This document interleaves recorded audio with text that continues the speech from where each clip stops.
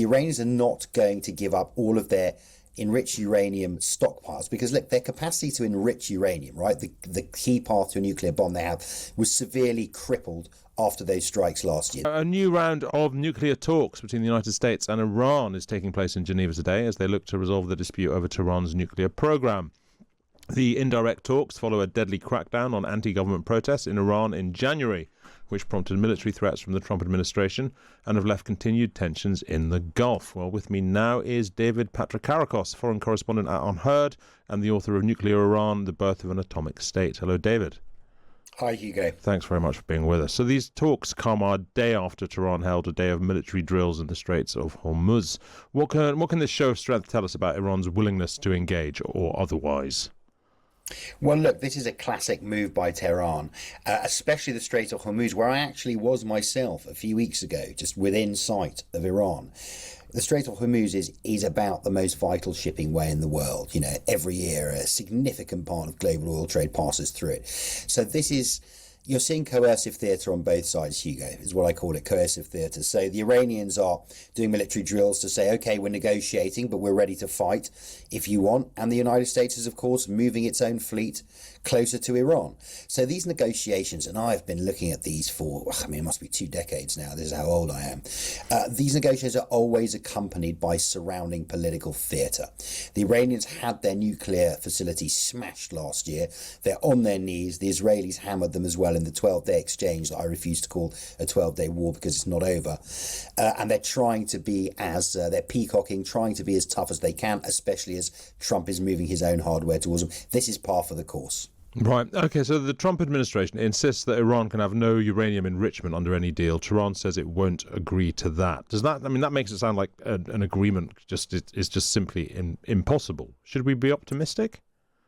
Look... as I say, we've had so many rounds of these. The Iranians are not going to give up all of their enriched uranium stockpiles because, look, their capacity to enrich uranium, right, the key path to a nuclear bomb they have, was severely crippled after those strikes last year. The Iranians say that they were not as bad as is commonly thought. The Americans say that they almost destroyed. But the fact is this, okay?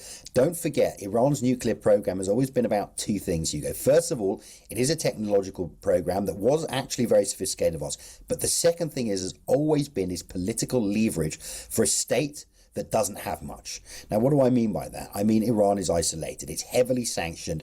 It's been cast out of, which is an awful word, but you know what I mean, awful phrase, the community of nations. Mm-hmm. This is political leverage for the Iranians. Now, it is much harder for them to enrich because their facilities are, at least degraded, but they do have this large stockpile. So what they're going to do now is say, we're not going to do anything. We're not going to compromise in any way. And then they're going to talk, and then the idea is that we come to a compromise. And the compromise is always more or less the same thing. It's been like this since the start of the Iranian nuclear crisis so long ago.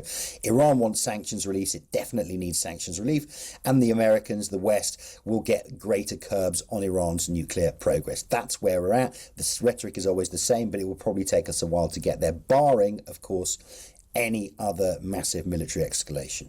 Well, so there is the sort of massive US military build-up in the region. Should we see that from the Americans' perspective as a negotiation tactic, or could a strike genuinely be on the cards? Because a couple of weeks ago it seemed like it was, and yet it all just seems to be kind of sitting there. Yeah, that's a very good point. From what I understand, that Trump wanted to strike but was pulled back at the last minute. He obviously said to the Iranians very specifically, help is on the way, and it never came. As I said, I think, I call it coercive theatre. It is, adding to the negotiations. It's a bit of pressure, but there is something different now. American governments have done this before, but not after they have hammered the Iranian nuclear facilities. Obama was never going to do this. Bush was never going to do this. So I would say there's an added frisson with all this hardware close to Iran because they can say, look, we struck you a year ago. If you don't play ball, we will strike you again. But I will stress, I don't think anyone wants a war here.